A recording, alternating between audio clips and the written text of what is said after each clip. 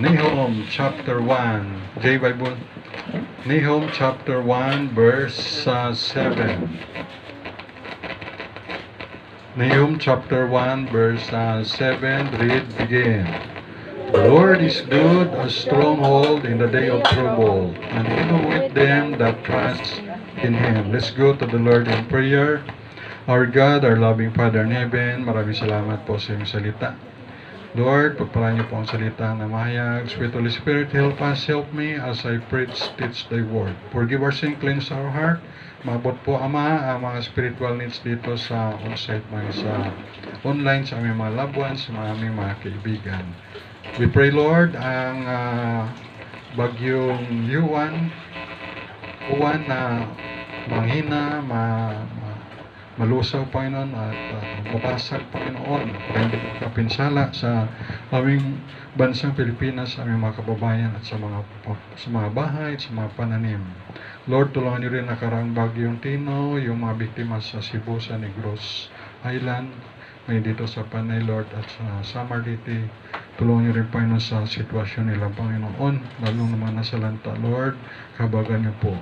At we pray mga Filipino people ay magtiwala sa iyo, Lord Jesus. Direktang manalangin sa iyo, Ama, sa Panginoon Lord Jesus Christ, at sa pagtitiwala sa iyo. We pray aming government, pagpalaman. Tulungan, Panginoon, makagawa ng paraan na maayos yung mga reforestation, Panginoon.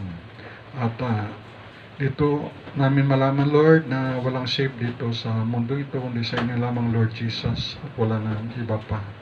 So sa iyo ang lahat ng glory and power, Ama. Tulungan niyo po kami, safety, protection, blessings, at ganoon ang Diyos, dalhin namin na kayo magpala sa iyong salita na mahayag. In Jesus Christ's name, Amen. Thank you. Please be seated. Ang title ngayong araw na to, ngayon ay November 9, 2025. So praise the Lord. Sa November 11 ay by God's grace, God willing, ay birthday ko. So ako na ay 54, pero mukhang 34. Si Pastor si Pastor Nabli pa. Si Pastor Nabli ay 69, pero mukhang 40. So, praise the Lord, no, na kung malapit na tayo maging senior saints, wow, may discount na. So, praise the Lord na ng salita ng Diyos sa Nahum chapter 1 verse 7. Ang title ngayon ay The Character of the Lord. Yan ang title, The Character of the Lord. Alam naman rin yung character ay ito ay personality, ito ay traits, ito ay katangian, ito ay someone sa usual pattern of behavior and motives. Ito yung divine attributes, katangian.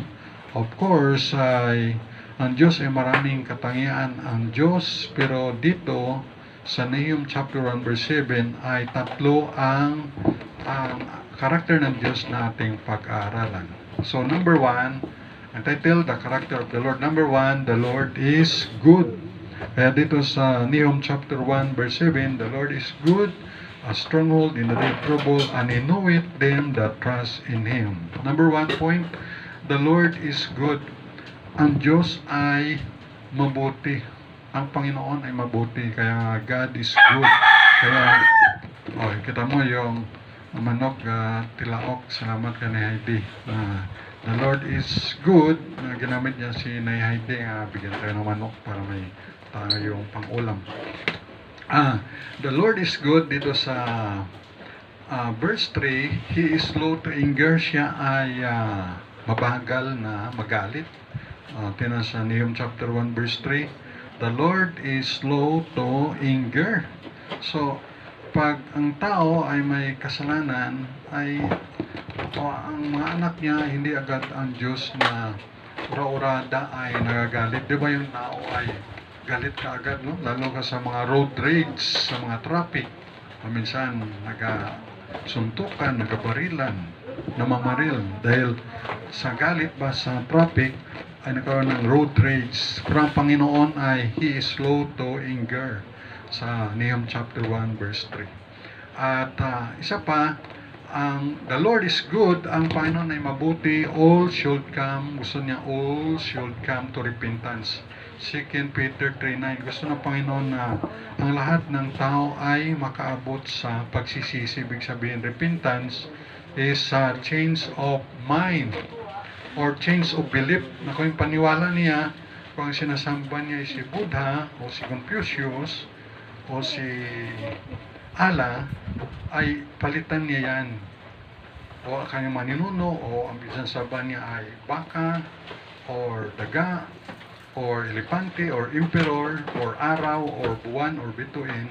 Change of mind, change of belief patungo kay Lord Jesus Christ. Yun. Dito na all should come to repentance sa kanyang paniniwala na wala sa Biblia, at siyempre sa kanyang paniniwala sa maling Diyos. Kaya change of mind and change of lifestyle, of course. Sa kanyang mga bisyo ay kanyang palitan. At of course, siya ay magkaroon ng panibagong buhay na nakalugod sa Panginoon. Dito 2 Peter chapter number 3 verse 9, ang gusto ng Panginoon ay na ang tao ay makaabot sa kaligtasan, makaalam ng kaligtasan. 2 Peter 3 verse 9, the Lord is not slack concerning His promise, as some men count slackness, but is long-suffering to usward, not willing, hindi gusto ng Panginoon that any should perish, but that all should come to repentance. So gusto ng Panginoon na mag-repent ang tao, sabi nga sa Book of Luke 13 verse 3, kung na makamali, nay, in all except nga mag-repent ay yun, hindi maligtas, kay partner yan yung repentance, believe and receive Jesus Christ.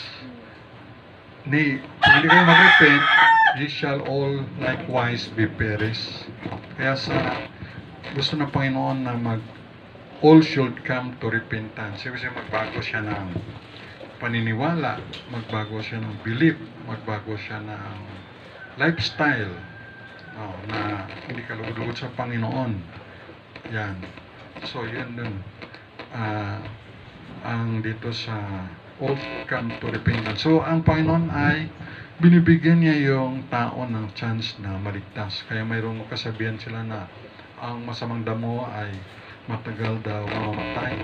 Pero ang katotohanan yan ay binibigyan lang ng chance ng Panginoon na mag-repent, na magbago yung tao.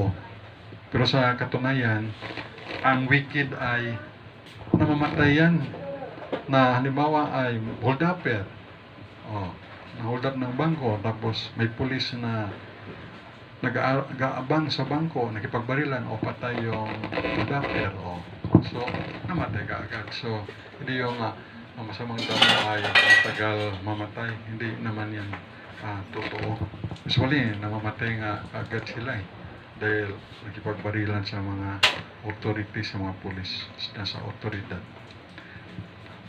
And then the Lord is good, ang Panginoon ay mabuti, for giving us all kinds of blessings. Ang Panginoon ay mabuti, ay binibigyan kita ng lahat ng uri ng pagpapala. Halimbawa, binigyan tayo ng Panginoon ng life, ng buhay. Binigyan niya tayo ng pag-ibig, di ba? Binigyan niya tayo ng kapayapaan. Binigyan niya tayo ng pagkain, food, family, satisfaction, water. So, nakita ko doon sa Cebu, ang lang tubig ay doon lang sa may kanal kumukuha ng tubig. Kulay brown ang tubig na lang. Kung paano tayo noong Typhoon Frank, kulay brown yung tubig baha, ay ganun din naranasan nila doon sa Cebu. Kaya minsan doon lang sila sa kanal, may iba nagkutkot, naghukay para may tubig, para lang makainom. Imagine, kahit pangugas na nila o pang gamit sa CR. Yan. So, dito sumasagana tayo sa aklan sa tubig.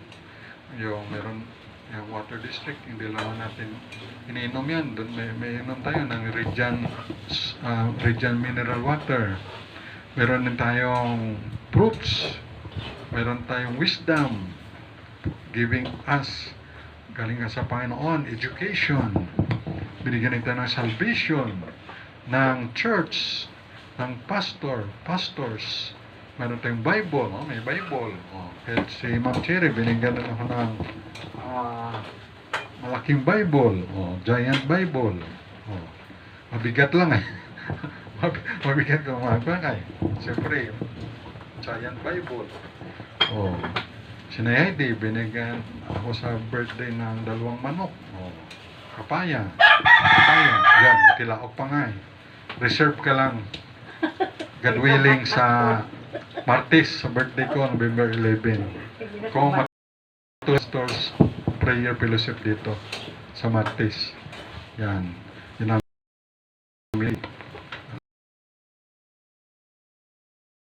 siya na ito yung magbigay. Buti nga at least ay bigay niya kaysa naman yung mga kapitbahay niya doon sa bulwang yung makadali dyan. Sila pa makinabang yung mga hindi kanilang manok kinukuha nila. Dito na lang para na sa ministry. Binibigyan rin tayo ng Panginoon ng mga godly friends, ng missionaries. Salamat, may mga missionaries dito ng mga Amerikano. Sa Cebu, si Bob Hughes, missionary Bob Hughes. Ang pumalit tayo na si Dr. Di Salva. Sa Bethany Makati ay si L.D. Wosley, tapos yung si Joe Villa, mga missionaries yan.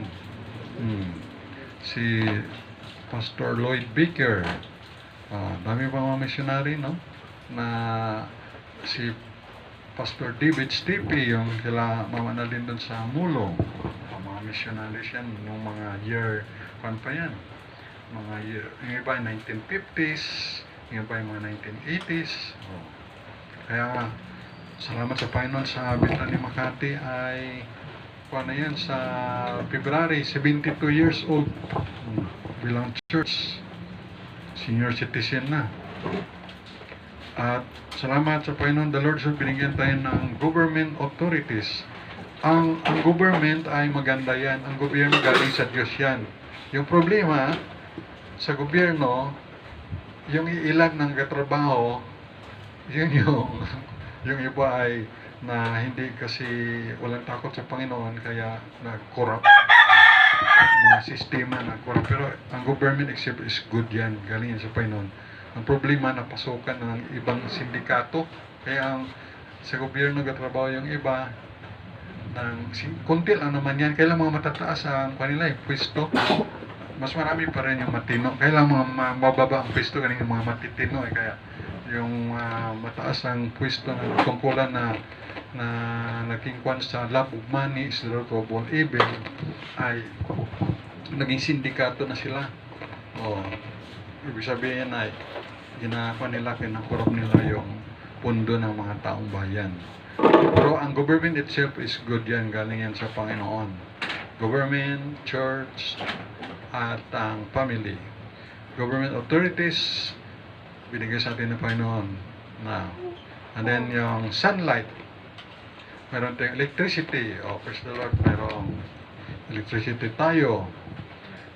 Meron tayong appetite, merong financial,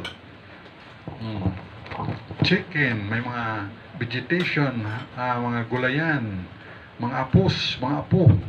Diba, mga may ministry apostolic, ibig sabihin mga apo ginalagaan, at iba pa, etc. Kaya gusto ng Diyos na sa Kanya lang magpasalamat. Kaya gusto na Panginoon, the Lord is good, gusto sa Kanya lang magpasalamat, magpuri at sumamba, mag-worship, hindi sa mga nilikha niya na tao. Problema ang mga tao, sinasamba nila yung kapwa nila tao at yung mga taong namatay na, mga ninuno, bato, punong kahoy, araw, buwan, bituin. At dahil ganun, ang Diyos ay nagatsilos. Siloso ang Panginoon. God is jealous. Sa Nahum chapter 1 verse 2. Ang nagajilos, hindi lang yung Mr. o Mrs. Kahit ang Diyos nagajilos, gasiloso rin. Nahum chapter 1, verse number 2. God is jealous. Kita mo? Siloso rin ang Panginoon. Akala mo, mayroon na, magnobian, girlfriend, boyfriend pa lang. Gasilos na both side, no? Mag-asawa rin, husband or wife, ka-jealous. Kala nyo, kayo lang, pati ang Diyos ka-jealous rin.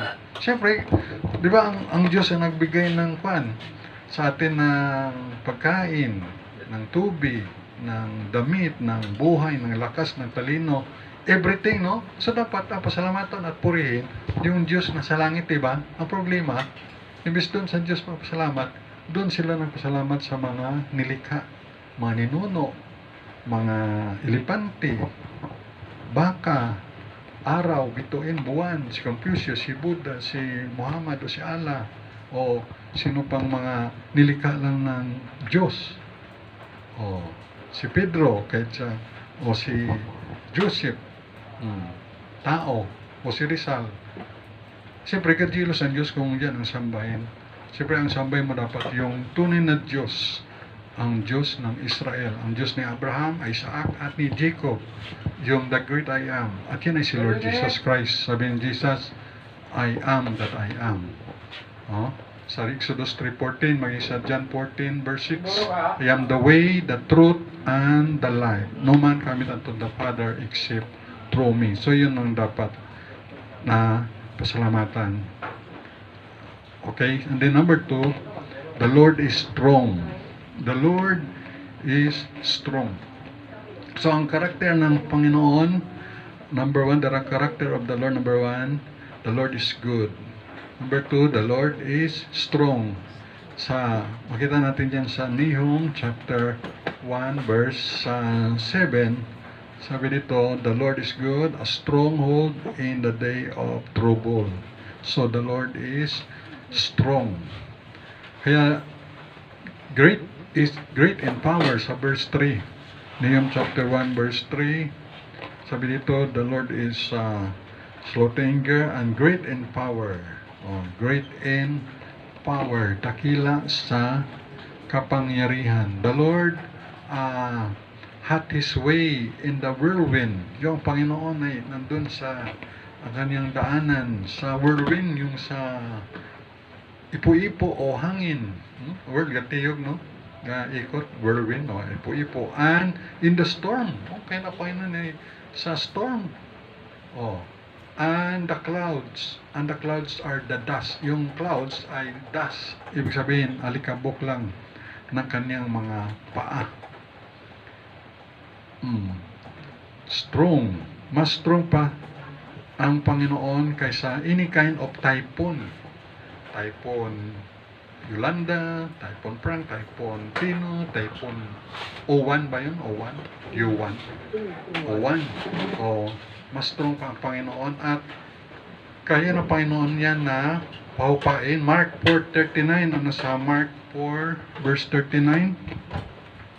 Mark chapter 4 verse 39. Mark 4:39, and he arose and nirebuke ng Panginoong Hesus ang wind, the wind, yung hangin. And said unto the sea, peace, be still, peace, be still. And the wind ceased, at yung hangin ay humupa, humumpok, and there was a great calm. Ayan. So, kontrolado yan ang yung nature na yan. So, well, no, yung paano kayo anong dahilan nagpo-form yung hangin, tapos yung galakas, tapos gaging clouds, tapos gaulan, tapos gadat hangin, no? Paano yan nangyari na gano'n? Di ko pa masyado na pag-aralan yan, no? Bakit, no? Dahil sa init. Sa init na ba sa pag-asa? Dahil sa init nagatipon, and then gano'n nangyari, no? Minsan gaisip tayo, saan kaya galing yan? Base sa padala ng kaaway? Or dahil sa nature, dahil sa init? Dahil natin alam, pero alam naman natin the Lord is good. Hindi naman niya Hindi naman yung kalooban ng Panginoon na yung tao ay mamamatay sa mga bagyo, sakuna o ano eh. Hindi naman yan pa ng Panginoon eh. Siyempre, may behind that, siyempre nandun na yung kaaway. No? Pero ang Panginoon ay mabuti ang kanyang layunin sa tao. Kaya, kontrolado niya pa yun. Kaya, more in prayer kita, no? Kaya sa Aklan Last Bagyong Tino, November 3 yun, no? Ay, nag-pray kita. Imagine, umabot kita ng signal number 4. Pero salamat sa Panginoon sa nag-pray man kami, nag-pray man kamo, nag-pray tayo, ay lumihis siya. At salamat dito sa Aklan ay walang namatay, walang pinsala, walang baha dito, walang baha. Kung may baha dito ay hanggang dibdib ko dito. Pero doon sa baba, mga 10 feet na baha doon. So praise the Lord at wala. Pero ito may bagyo naman. So pray lang tayo. Yung yero lang, ginalaro lang ng hangin. Mabuti nakatali sa alambre. Pero kung alambre ay marupok na at yung hangin ay mas lumakas, tanggal yun. Tapos pasunod na yan. Tanggal, mabasa na yung... Dati, anong bagyo to? Na dito sa baba, doon second floor, tanggal yung mga yero. Dito sila parang mga basang sisiw na nagatago. Nagatulo dito. Ay tanggal yung mga yero sa ibabaw, second floor. Dito sila silalim. Kahit may nakalagay, kahit tinanggal ko na yung nakalagay. Yan. Kasi kung may bagyo, may baha, mga daga, dito nag-atira sa kisame. Kaya tinanggal ko na lang yung kisame. Tinanggal ko na. Siyempre, patuloy yung pag-pray na bigyan tayo ni Lord ng maraming pera para makabili ng lupa. May batas naman ngayon si Laila de Lima at si Kiko Pangilinan na non-conversion ng mga agricultural. Ay yung mura pala naman na lupa na kapag bibili ay mga agriculture, mga taniman, yan ang mura na per square meter.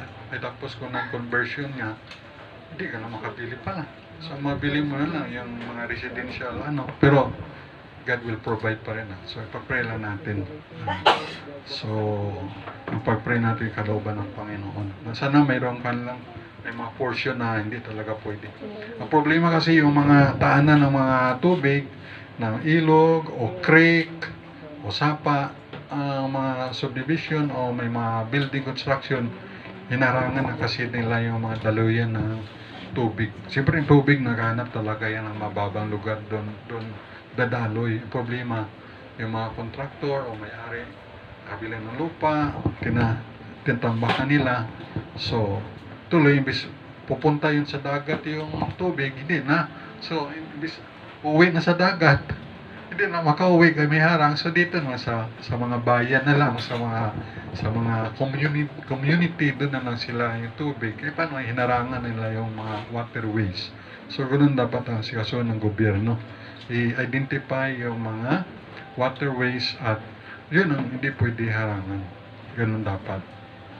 So anyway, dito naman nagpapatunay na sa sanlibutan ay walang safe dito. Meron ako na kita na yung rail. Iyak yung nanay, ang edad niya siguro more or less 60 years old. Sabi niya, 19 years siya nag-OFW sa Israel. 19 years OFW. So nakapundar siya na kabili siyempre ng lupa, nakapatayo ng bahay. 2 palapag, siyempre maganda.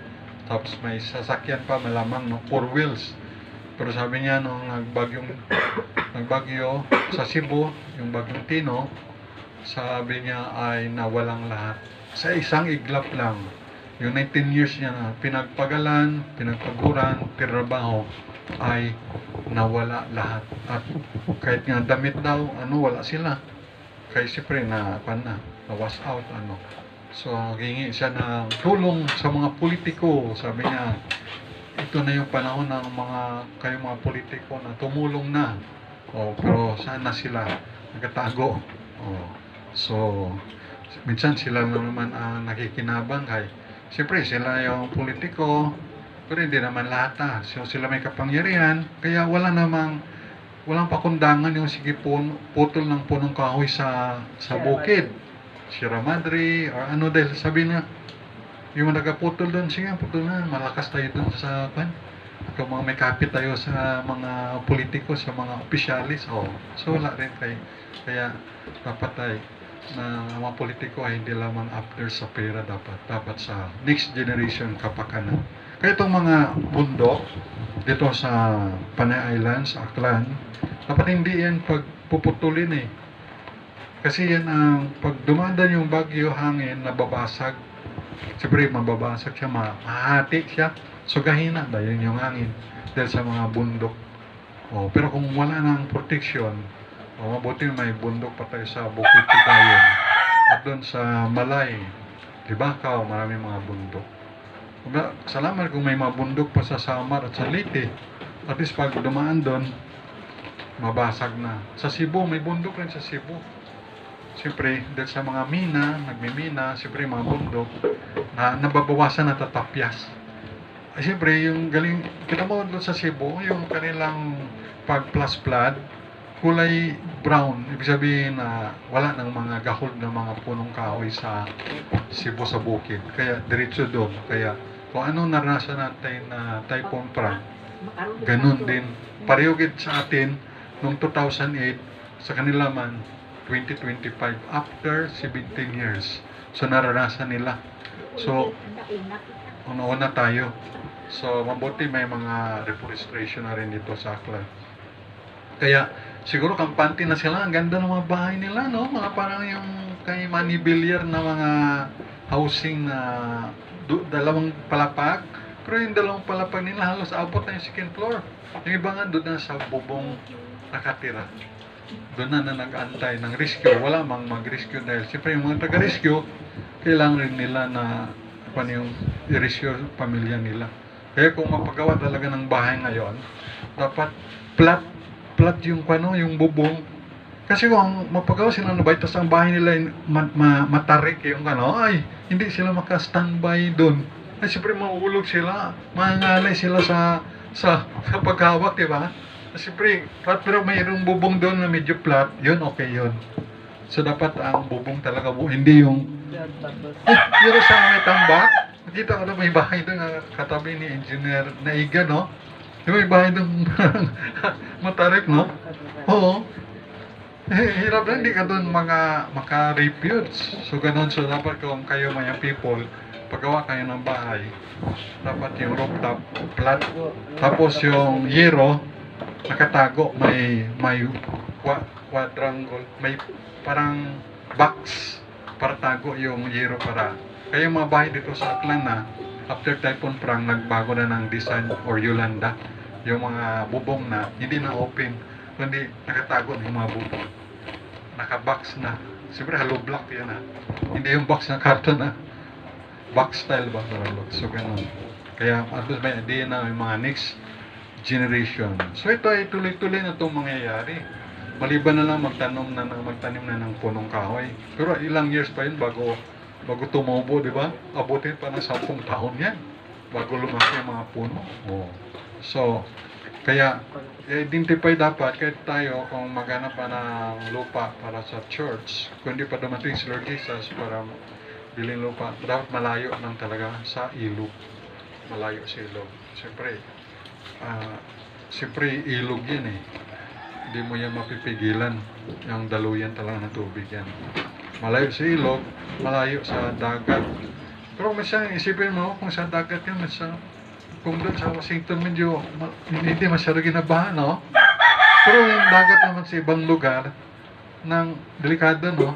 Pero dito sa Aklan medyo, kung sa dagat ka medyo hindi man delikado, no? Pero hindi pa kampante. Kampante malayo sa sapa o sa dagat o sa ilog. Tao pa lang. Pero sa tao pa lang.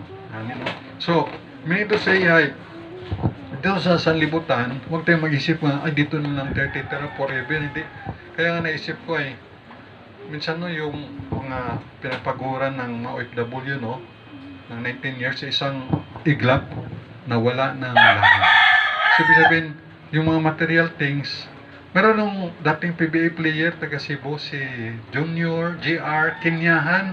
Sabi niya, sa laki kong ito, 6'6" siya, ang height. Sa laki kong ito, tapos may adubuhan siya. May tauhan siya, sabi niya, kung hindi ako tutulong, konsensya ko ito habang buhay na hindi man lang nakatulong. Pero that time, dahil inayos niya muna ang pamilya niya, tapos nag-rescue siya ng mga kapitbahay. May sanggol, may bata, may matanda, tapos may drum pa, ginamit yung drum para ihila. Tapos naging hero siya. No? So, ibig sabihin ay, naging superhero siya. Ibig sabihin, chance na yung makatulong. No? Ako kasi yan dati sa PBA, parang na-disqualified siya dahil siyempre may mga troublemaker minsan sila. Pero at least kahit pa paano, may ginawa siyang kabutihan sa Cebu. Si J.R. Kinyahan. Yan. At nakita ko lang kasi sa Facebook at search ko siya. Okay man. So yun, na ginawa niya. Sabi niya, yung gamit, mabibili naman yan eh. Gamit. Importante yung buhay ng tao. Alam mo, mga gamit. Maraming bisa na tayo dito. Ito mga organ, electric fan, hymnal, Bible. Nakakuha niya, nalubog na sa baha yan dito. Mga gamit dito. So, mabibili naman yan eh. Importante ay buhay yung tao. Kasi ang tao hindi mo yan mabibili. Kaya, ingatan. Meron dong nakita ko na pamangkin yata ni Pastor Edmar Sarad sa Iloilo. Aksidente na kuha ng kawayan ang mata niya. Siguro kung doon sa mga bundok yan, basi may nagkuha ng mga kawayan o galaro, ano. Kaya minsan pag may mga trabaho, safety first, iwas lang sa mga sa mga, may mga trabaho talaga, iwas sa mga ganong bagay. So, mahalaga ang buhay ha, kaysa mga material things ay kung naman yan. Pwede pa namang mabili yan uli. So, the Lord hath His way in the whirlwind and in the storm, and the clouds are the dust of His feet. Mas strong pa ang Panginoong Hesus kaysa any typhoon. Sabi ng Panginoong Hesus, peace be still, kumalma ka, hangin, mabalakas na hangin, and sea at ang dagat ay kumalma. Kaya sa Genesis 1:1, the Lord is strong. In the beginning, God created the heaven and the earth. 2 Chronicles 16:9. Ano sa 2 Chronicles 16:9? Sabi dito, 2 Chronicles chapter 16, verse 9. Na tungkol dito sa Panginoon ay strong. 2 Chronicles 16, verse number 9. For the eyes of the Lord run to and fro throughout the whole earth. So, eyes pa lang ng Panginoon ha. Ang mata ng Panginoon ay tumatakbo. Ibig sabihin, tumatakbo, nagatingin, run to and fro throughout the whole earth to show Himself strong in the behalf of them whose heart is perfect toward Him. Para ipakita ng Panginoon na strong siya in the behalf of them whose heart, yung heart is perfect toward Him.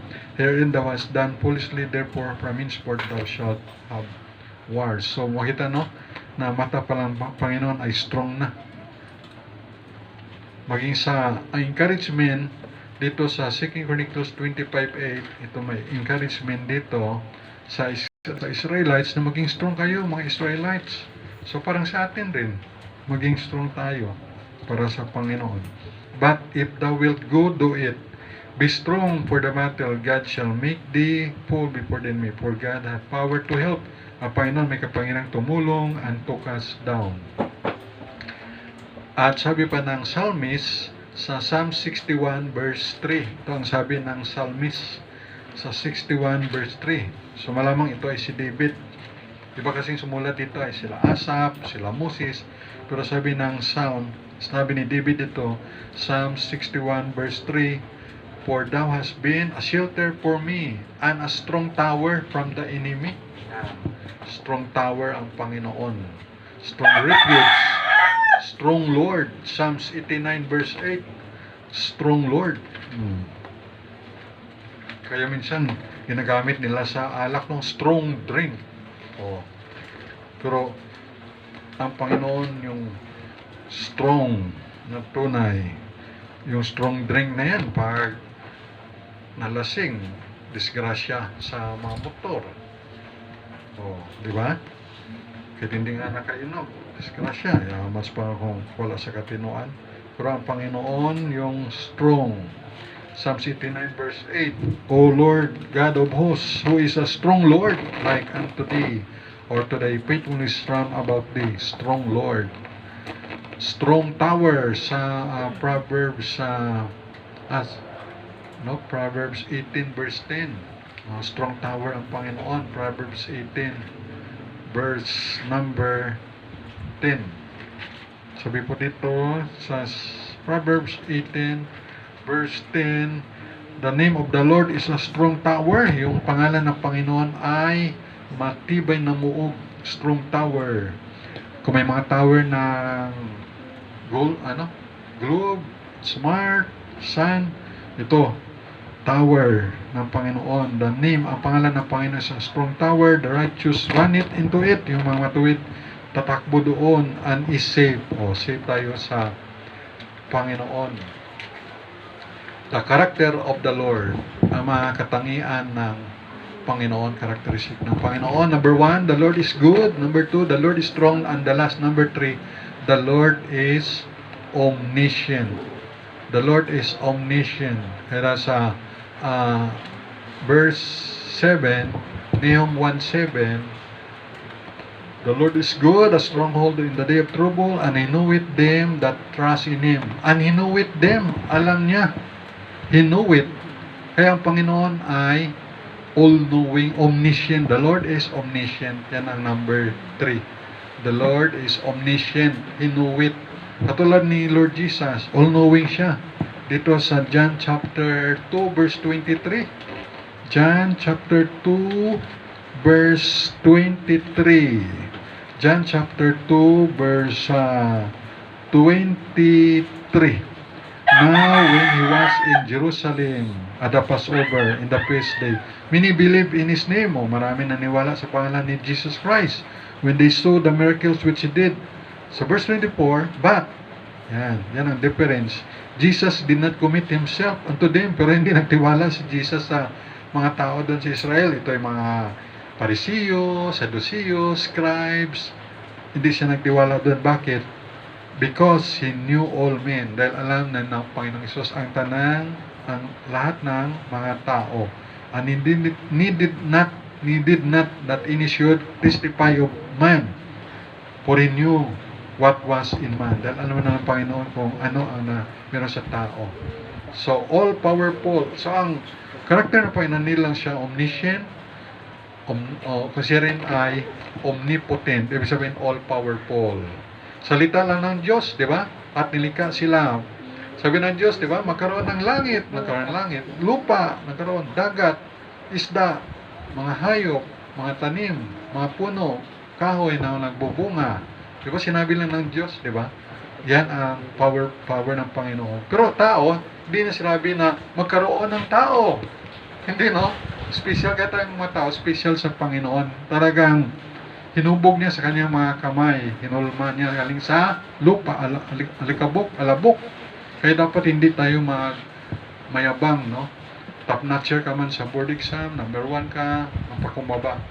Ikaw man ay pinagpala na pastor, attendance mo man ay 30,000, 50,000, 5,000, 1,500,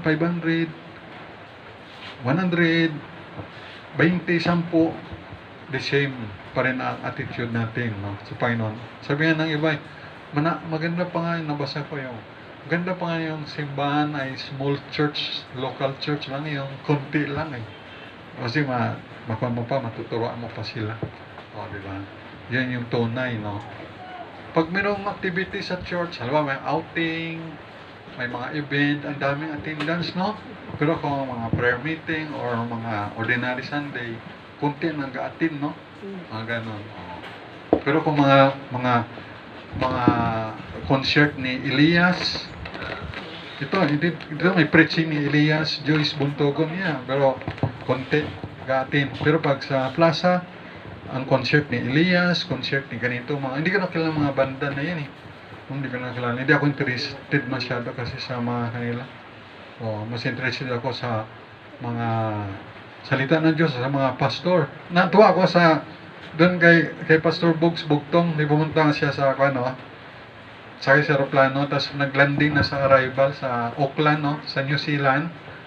May bata doon nga, excited yung bata. Hey, Pastor Bugs. Nakakatawa, no? Siguro, anak yun ni Pastor Jason, missionary Jason Flores, no? Basta background, tuwa yung bata, si Pastor Bugs, tuwa siya.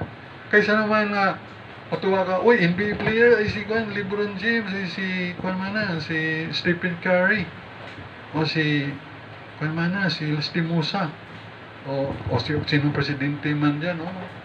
O kung sino, Duterte, o Marcos. Excited na. Pero yung bata, tuwa ko dahil, tuwa siya dahil yung sa pastor. Pastor Bob. Ang lumating na, para kung kay Billy Graham pa, yung evangelist ay, excited yung mga tao. Sabi nga kaupo ni Billy Graham sa aeroplano. Kailangan mo ba kung sinong katabi mo? Sino yan? Ay, si Billy Graham. Ay, nakatulong man na so much sa anang sermon sa akin. Sabi na, pasaway na pasero ba? Nagpinangkulit sa mga stewardess ba? Kapinangkablit, o mga gaslaw ba? Ay, di mo ba alam na nandito si Billy Graham? Ha? Ay, nakakatulong, malaking tulong ang kanyang sermon. Sabi na. Kaya, tuwa ako sa batang yun na dumating si Pastor Bog sa airport, excited siya. Ganito, excited. Dapat kung mga pastor, mga gawali manay, oy, kung na, bantayin nyo si Pastor Jessa pag magwali manal na, pag bantayin nyo yung microphone na, kung maglipat-lipat kasi daw, ay, kumbaga dynamic na. Yung pala yung binabantayan pala nila. Binabantayan pala nila yung galaw. No, siyempre kung sa mga church ay nagagalaw-galaw sa mga youth conference. No? Pero dito ay parang lang, simple-simple lang. No? Meron nga doon si Pastor Mike Wills ay inabantayan bala kung pinambisi sa magpukpok sa pulpito. Gina-expound niya, ginakuha niya na encourage niya, motivate niya ba yung mga kabataan o sa church o saan man siya. Ay, tananong na, kumusta? Tinanong na Pastor Mike Wills, na-bless ka? Ay, kumusta? Kung siya, anong naalala mo? Ay, naalala at yung people gali ay, pilang times ka nagpukpok sa pulpito? Pila to? 106 times? O 160 times. O ito, tagali atang yung bantayan, tagali. So, praise the Lord. Ay, nakapupok ano mo na pulpito ay nabasag ta. Sabi ng glass abi. Ay, ro pastor ay, hindi madrawing ni tsura. Sama ta ro pulpito ay, kung abi yung glass. Tapos ay, nang pilat akapulpito ng nahasamad, no, mga makaraman ay kailang bayiran banana. Siyempre gabi gina-emphasize ba. Pero pugpuk naman masamad na na may nabukbok na so hindi na magpukpuk. Pero kung mga matibay pwede. Kailan pag matibay man pukpukon mo, sakit naman yung maraya. Lalo ko kapal-kapal na kahoy yung ito sa bitan ni Makati. Wag daw kakon kay bubaho tabi ito, cross pa abi. Ayun. Sir, gusto naman i-pasay sabi rin. Para siyempre sa mga natutulog, pampagising na rin. The Lord is good. All powerful ang Panginoon. Kaya nga, dito sa omnipotent, kaya salita lang niya, pero sa tao, talagang hinipan niya, special touch, at sa labok, hinipan sa ilong, and then nakaroon ng living soul. Genesis 2:7, no? Sabi sa Genesis 2:7, namin dayo Bible, no? May maliit sa kamay, itong giant print. Genesis 2:7. Sabi daw sa Genesis 2:7, and the Lord God formed man of the dust of the ground. So yung tao, ginform lang sa alabok ng ground. Kaya ang tao, napansin nyo, ang tao ginasimba ng kapwa-tao. O sino bang tao sinisimba ng tao? Si Confucius, tao yan, ginasamba ng tao. Ay galing lang sa dust. Si Muhammad, sinasamba ng tao. Si Buddha, sinasamba ng tao. Si Mama Mary, Virgin Mary, pero hindi siya nating birina. Kaanak pa siya ng 7 pa yata. Basta ganun, mga 7 o 6. Hindi mo kamali, ginasamba ng tao. Sino pa si Pedro, ginasamba ng tao. Si Jose Rizal, ginasamba ng tao. Pero hindi mo yung Bible, galing sila sa das. Pero si Jesus, hindi yan galing sa das kay first Adam, galing sa das. Pero second Adam, si Jesus, galing the Lord from heaven. So, galing na sa langit. Nagdiretso sa tiyan. No? Di ba? So, yung may sinasaba ng tao, galing sa dust of the ground. Oh, imagine. Pero form. So, ang dapat, ang isamba, ang Panginoong Diyos, the Lord God of Israel, ang isambahin. Si Yahweh, si Jehovah, si Lord Jesus yan. Siya yung the great I am, dust of the ground, and breathed into his nostrils the breath of life, and man became a living soul. At yung tao ay nagkaroon ng living soul. Nakita ko, nagbayad ako sa Water District, no, itong buwan lang, itong week lang, last week, siguro Webe siguro. Pagbayad ko doon sa Water District, Water District, iba, siyempre yung mga member ng Roman Catholic mata ito, ng empleyado, mga nanay, abo sana siguro mga 7 man sana, kapungko, gapray. Pero nakita ko doon yung cross, larawan, kwan lang ng sikiyang nga nakapako. Ibig sabihin yung as in image, wala na. Siyempre pag mga kusahan, abisyalara nga, lalo kami mga customer, mga born again, o Muslim, o Buddhist, anong religion ay tamo saan daw, o mga Hudyo, masabi sa na, ay ito, mga Roman Catholic, ito mga image worshipper, mga ganun na mindset.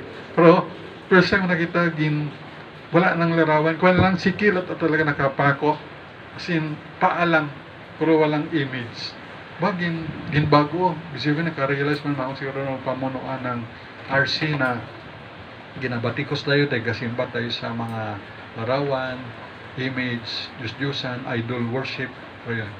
Siyempre, ginabatikos even, kaya ayaw ng mga Jewish na pag sinabi mong Christian ka, ng mindset mga Hudyo, pag Christian ay mga pagan worship, mga worship idols, ay Roman Catholic, pero hindi man alam na mga Jewish na hindi lang naman yung so-called Christian ay Catholic, ay meron namang mga Baptist, may Methodist, Presbyterian na hindi naman tayo nag-worship sa image. We worship God in spirit and in truth. Direkta, God in heaven.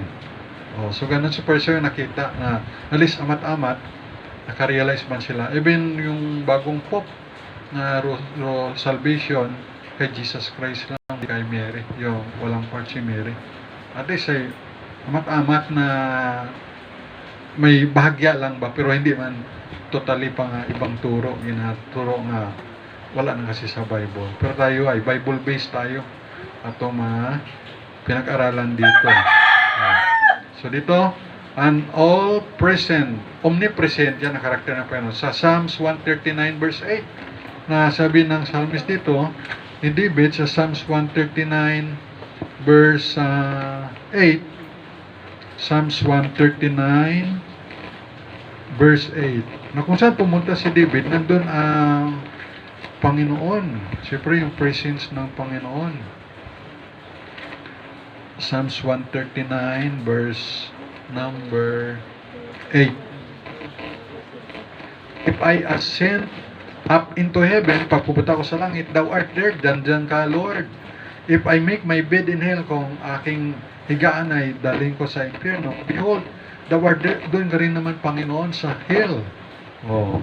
Pero hindi naman kung gito totally nga ito gito sa bagay sa Panginoon, di natin mapano kung ano git na wabat imposible sa Panginoon kung una man lang mo sa gilid o dagit mo sa sentro, pero hindi ba't mo maalin doon dahil Panginoon yan imposible kay sa Diyos all powerful siya basta ibig sabihin yung presence ng Panginoon mapalangit, mapa-impyerno, una araw presence ni Lord, kaya omnipresence imaw. At isa pa, si Satan nga mga demons, mga angels dati ron, mga nagrebuilde, nilikha lang niya yan. Kaya wala tayong dapat ikatakot dahil mga created being yan. Ba't tayo matatakot? Created being lang naman sila. Di ba yung mga bata, nung gabi, hadlok sa kwan, hadlok sa momo, hadlok sa aswang, hadlok. Pero kung isipin mo, kung strong ka kay Lord, hindi ka matakot dahil mga created being lang yan. Bad nga lang. The Lord knows every detail of our life. Yan, bawat detail ng ating buhay, alam pa na our needs, our wants, our vision, our dreams, our ministry, our desires, our future. So thanks God, He is ahead of our future. May kanta niyan eh. God is ahead of our future. And our everything alam ng Panginoon. Stay faithful lang tayo sa Panginoon. Then, till the end. Until the end. Okay? The character of the Lord. Yan ang karakter ng Panginoon. So tatlo, the Lord is good, the Lord is strong, then number 3, the Lord is omnipresent. So God bless us all. Let's pray. Our God, our loving Father in heaven, thank you Lord na marami kang mga character na attributes na mapag-aralan, pero salamat sa Nahum 1:7, tatlo aming nakita dito at blessing na to Lord. Na malaman namin ang karakteristik mo Lord, ang katangian mo, na ikaw ay mabuti, na ikaw Panginoon ay malakas, kami tao mahina, at ikaw rin Panginoon ay omniscient, alam mo na lahat sa mga nangyayari.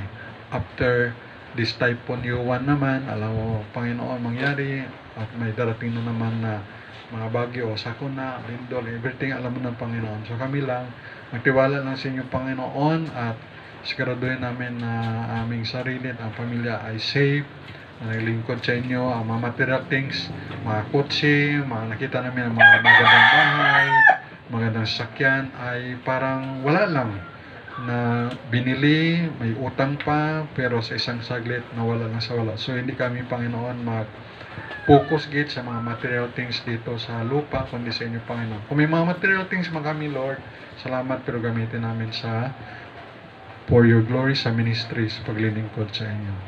Salamat Lord sa faithfulness, may manak na nandito. I pray, i-bless mo si Nehedi, si Angging, si Ana Gigi, si Linlin, si Jomar, aganan o Diyos, ingatan mo man, healing, si Papa, maging si Sister Pen, Sister Munit, si Brother Gar, si Panginoon, si Colleen Aliyah, Kertong, si Rilan Kendrick J, Jan Lister, maging si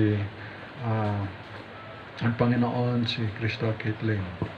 Palain mo ang Panginoon at yung mga iba pa, lagyan ng Rupin, si Kasmar, we pray man si Pastor Nabli, ingatan mo man siya Lord, at safe travel niya pa Cambodia, pa Myanmar, siya punta, bigyan mo siya ng safety, protection, heavenly wisdom sa kanyang mga speaking engagement, pala yung mga minister niya doon sa middle, maging sa may Southeast Asia, Panginoon. Pala niyo pa ng mga tapat sa mga kapastoran, mga naglingkod sa inyo, mga missionaries, foreign local, lalo mga Christian, missionaries sa Nigeria, Lord. Protect them, Lord. Ang kanilang government, tulungan sila na sila ay pinapatay ng mga extreme Muslim, na pinapatay ng mga Christian doon. Protect them, Lord. At ang government din ay proteksyonan din sila. Kanilang karapatan na malayang mag-worship sa inyo, Panginoon. We pray man ang provision at good weather, good health man kay Prejan at kay Mirasol sa kanilang kasal sa November 18. Pagpalaan niyo Panginoon ang mga pag-isang dibdib at ang preparation at ang mga ninong-nina at may mga part, i-bless mo Panginoon. Palaan niyo rin ang Jewish people, mga Israelites, mga Hudyo. We pray Lord for their salvation. We pray for the peace of Jerusalem.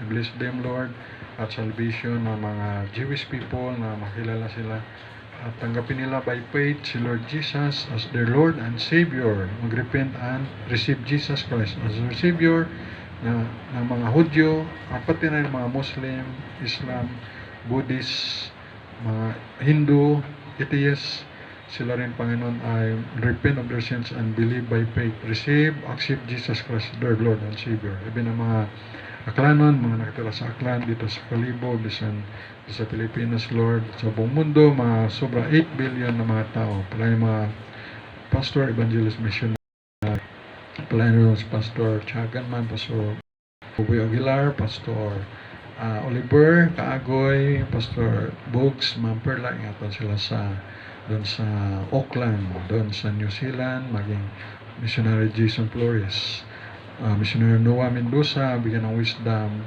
at ganoon o Diyos, yung iba pang mga pastor na hindi ko nabanggit, mga men and pastors na tapat sa inyo, Panginoon, sa aming group, Panginoon. Salamat at pala nyo rin na ng mga apo, mga unga man, pala nyo rin, Panginoon, si Natasha, pala nyo mga sponsor sa Pagsalit-Silito, pala nyo rin ang mga loved ones namin, unsaved loved ones, masih, pala nyo si Kuya Julius, Kuya Ricky, Kuya Boy, Dennis, Joseph Dino, si Patrick, ganun their family, bless mo, Panginoon, si Ate Inday, Ate Bing, Ate Nitang, Ate Bibi, Panginoon, Kuya Gol, Kuya Raul, Kuya Boy, Kuya Boy, at ganun o Diyos, pala yung si Pastor Gumi, safe travel niya sa before ng November 18 para makarating sa Aklan, Panginoon. Papalayan ng Panginoon ang mga OFW sa ibang bansa, ingatan mo. We pray man, Panginoon, mga kababayan namin dito sa kasalukuyan na may bagyo sa Catanduanes, sa Bicol, patungong North Luzon, kahit dito sa Visayas, signal number 1 kami, Panginoon, sa Visayas, sa Aklan. We pray ng Panginoon, tulungan yung government, mga rescue, safety protection sa bawat isa at sa mga pananim, Panginoon. We pray ang bagyo ay manghina, Ama, malusaw, mabasag at hindi na magtuloy-tuloy. Taming prayer, thanksgiving na walang posible sa iyo, sa pangalan ng Panginoong Isus. Amen and amen. Amen. Praise the Lord. Alis, nakaabot kaya ng amen. Praise God.